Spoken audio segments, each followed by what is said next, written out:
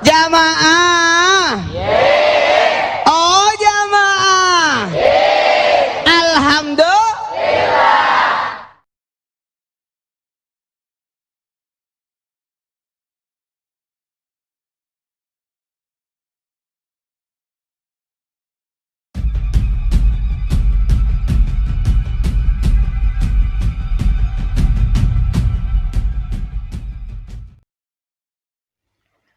Penyebaran Islam di Nusantara sendiri bisa meluas berkat jasa para ulama dan para pendakwah zaman dahulu. Untuk di daerah Jawa, mereka dikenal dengan Wali Songo atau wali yang berjumlah 9 orang dan tersebar di berbagai penjuru tanah Jawa. Di Jawa Barat, ada nama Sunan Kalijaga yang terkenal dengan dakwahnya. Salah satu dari anggota Wali Songo ini menggunakan metode cerdik dalam berdakwah. Ia memakai wayang kulit dan kesenian lain untuk menarik umat yang ketika itu mayoritas Hindu dan Buddha. Cara ini tentu diterima dengan baik oleh warga. Selain itu, Sunan Kalijaga juga dikenal mempunyai karomah dan ilmu olah batin yang tinggi. Tak heran jika kemudian banyak sekali peninggalan dan pusakanya yang masih dianggap sakti hingga kini. 1. Rompi Ontokusumo. Pusaka yang pertama adalah rompi Ontokusumo. Dilansir dari berbagai sumber, rompi ini adalah baju yang dipakai oleh Sunan Kalijaga untuk mengalahkan sang penguasa Laut Selatan, Nyi Roro Kidul. Rompi ini didapat setelah beliau menghatamkan Al-Quran di Masjid Demak bersama dengan para wali yang lain. Rompi ini dulunya berupa kulit kambing yang kemudian diraja oleh Sunan Bonang menjadi pakaian. Saking kuatnya rompi ini, para wali juga bingung mendeskripsikan cahaya yang ada di dalamnya. Hingga sekarang masih tersimpan di Kadilangu, Demak.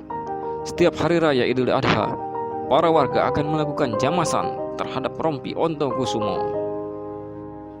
2. Keris Kiai Carubuk. Zaman dahulu, masyarakat masih sangat percaya dengan benda-benda pusaka yang punya kekuatan seperti halnya keris.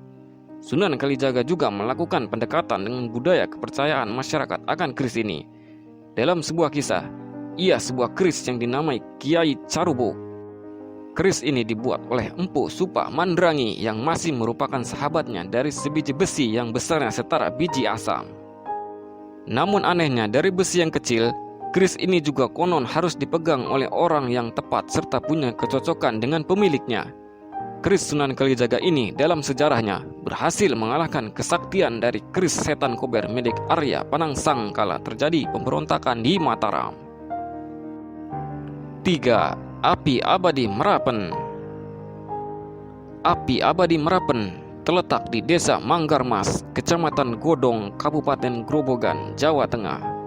Api ini tidak akan pernah padam sekalipun terkena terpaan hujan karena ada gas alam yang keluar dari dalam tanah sehingga ia bisa bertahan terus-menerus. Tapi menurut cerita, api ini juga muncul karena Sunan Kalijaga menancapkan tongkatnya di tanah saat memimpin Demak dan berhasil mengalahkan kerajaan Majapahit. Niat awalnya adalah mencari mata air untuk sang prajurit yang kelelahan. Namun anehnya yang muncul adalah api yang abadi hingga sekarang. 4. Sumur Jalatunda. Di Kadilangu, Demak, tak jauh dari lokasi makam Sunan Kalijaga yang letaknya sekitar 200 meter di timur komplek makam Sunan Kalijaga, ada sebuah sumur air yang disebut Sumur Jalatunda. Sumur ini adalah peninggalan Sunan Kalijaga yang hingga kini sering didatangi oleh warga. Sumur ini adalah bekas di mana Sunan Kalijaga meninggalkan jalannya ketika mencari sumber air untuk wudhu para wali. Sumur yang disebut sebagai Jam-Jam Demak ini bisa menyembuhkan berbagai macam penyakit. Hanya segan syarat, saat hendak meminum orang tersebut harus membaca basmalah terlebih dahulu. 5. Batu Bobot. Batu Bobot ini lokasinya tak jauh dari Api Abadi Merapen.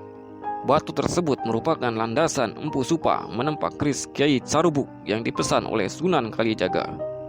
Adapun alasan mengapa batu tersebut ditinggalkan tak lain dan tak bukan karena beratnya yang luar biasa dan tidak mungkin dibawa ke berbagai tempat untuk berdakwah. Menurut penduduk setempat, Siapapun yang mampu mengangkat batu itu dalam kondisi duduk, maka segala apa yang ia pinta bisa terkabul. Batu itu kini berada dalam sebuah cungkup dan terkunci rapat. Bagi pengunjung yang mau melihat, hanya bisa dari luar kaca yang melindunginya. Nah, itulah 5 pusaka peninggalan Sunan Kalijaga yang masih bisa dilihat hingga sekarang. Sunan Kalijaga memang terkenal sebagai wali yang menyukai kesenian dan memanfaatkan hal tersebut untuk mengajak masyarakat mengikuti dakwah yang ia sebarkan.